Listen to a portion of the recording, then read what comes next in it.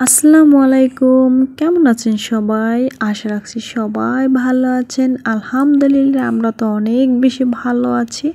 বড় মতো চলে আসলাম আপনাদের সাথে আর একটা ভিডিও নিয়ে রান্নার। তো আজকের ভিডিওটা আশা রাখছি আপনাদের কাছে অনেক ভালো লাগবে। আজকে রান্না করব দেশি হাঁস, আমার আম্মার হাতের দেশি হাঁস। তবে এই হাঁসগুলি কিন্তু আমার আম্মা গ্রামের মাটিতে পালে, আর এই হাঁসগুলি খাওয়া কিন্তু অন্যরকমই একটা মজা। নর্মালি আমরা বাজার থেকে যে হাঁসগুলি কিনে এনে রান্না করি, ওই হাঁসের থেকে এই হাঁস অনেকটাই রান্না করলে বেশি মজা লাগে খেতে। আর এদিকে হচ্ছে মুরগির মাংস রান্না করছি। তো মেহেদি আয়েশা ওরা হাঁসের মাংস খায় না, ওদের জন্য হচ্ছে মুরগির মাংস রান্না করছি। আর সাথে হচ্ছে হাঁসের মাংস রান্না করছি। দুই চুলায় দুইটা মাংস রান্না হচ্ছে। আর এই আমাদের দেশি হাঁসের মাংস খেতে কিন্তু অনেক মজা লাগে। তো আমাদের কাছে কিন্তু খুবই ভালো লাগে, তবে কিনে আনি থাকি, ওইটাও ভালো লাগে। ওইটার থেকে অনেক বেশি মজা লাগে দেশি হাঁস। আর এই হাঁসগুলি আমার আম্মা নিজে কষ্ট পরিশ্রম করে তারপর হচ্ছে পেলে, তারপর হচ্ছে বড় করে এখন হচ্ছে আমাদের জন্য পাঠানো হয়েছে। আর এটা আমরা খুবই মজা করে রান্না করে খেয়েছি মাশাআল্লাহ। আর এরকম হাঁস কিন্তু আমার আম্মা মাঝে মধ্যেই পাঠায় থাকে, আর আমরা সব সময় রান্না করে খেয়ে আর সব সময় আমাদের কাছে খুবই মজা লাগে। এটা কিন্তু শীতের সময় খেতে আরও বেশি মজা লাগে।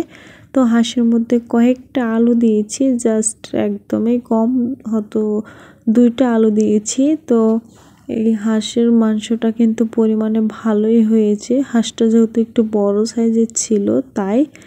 আর হচ্ছে ভালো করে মশলার সাথে হাঁসের মাংসটাকে কষিয়ে নিয়েছি, তারপর হচ্ছে পরিমাণ মতন ঝোল দিয়েছি, তারপর হচ্ছে ঢাকনা মোড়া দিয়ে রান্না করে নিব। আর এদিকে হচ্ছে আজকে একটা ভাইরাল ভর্তা বানাবো। তো এই ভর্তাটা খেতে কিন্তু আমার কাছে খুবই মজা লাগছে। এটা একটু ঝাল বেশি হলে খেতে আরও বেশি মজা লাগে, যেহেতু টমেটোটা মিষ্টি টাইপের হয়ে থাকে আর বেগুনটাও মিষ্টি টাইপের, তাই এটা মানে একটু ঝাল হলে খেতে বেশি মজা লাগে। আর এখানে হচ্ছে ভেজে নিয়েছি টমেটো, তারপর হচ্ছে বেগুন, আর সাথে নিয়েছি সিম, তারপর হচ্ছে পেঁয়াজ কুচি, আর হচ্ছে ধনিয়া পাতা, আর সাথে হচ্ছে শুকনো মরিচের গুঁড়ো। তারপর হচ্ছে বড় একটা প্লেটের মধ্যে নিয়ে ভালো করে হাত দিয়ে মথে তারপর হচ্ছে এই ভর্তাটা বানানো হবে। আর এই ভর্তাটার কথা কি বলবো, এই ভর্তাটা দেখলে আমার ভাত খেতে ইচ্ছা করে, এতটাই মজার এই ভর্তাটা। আমার কাছে খুবই ভালো লাগছে, জাস্ট একটু ঝাল হলে খেতে মনে হয় আরও বেশি মজা লাগবো। তো এটা অনেক বেশি মজা লাগে। এখানে 3 ধরনের সবজি মিলিয়ে একটা ভর্তা, আর দেখেই বুঝতে পারছেন এটা কতটা লোভনীয় হয়েছে। তারপর ভর্তাটা করার পর এখানে হচ্ছে লতি রান্না করব, দেশি লতি চিংড়ি মাছ দিয়ে। আর এই লতিটা কিন্তু অলরেডি হয়ে গিয়েছে মোটামুটি, তো হতে বেশি সময় লাগে না। আর এটা হচ্ছে চিকন লতি আনা হয়েছে, মোটা লতির থেকে চিকন লতি খেতে কিন্তু বেশি মজা লাগে। লতিটা রান্না করার পর তারপর হচ্ছে এখানে কিছুটা সবজি কেটে নিয়েছি। এখানে হচ্ছে বটবটি, তারপর হচ্ছে ভেন্ডি, আর সাথে হচ্ছে বেগুন। তো 3টে সবজি কেটে নিয়েছি। আর একটা হচ্ছে পাহাড়িদের মতো আজকে সিদ্ধ সবজি খাওয়া হবে।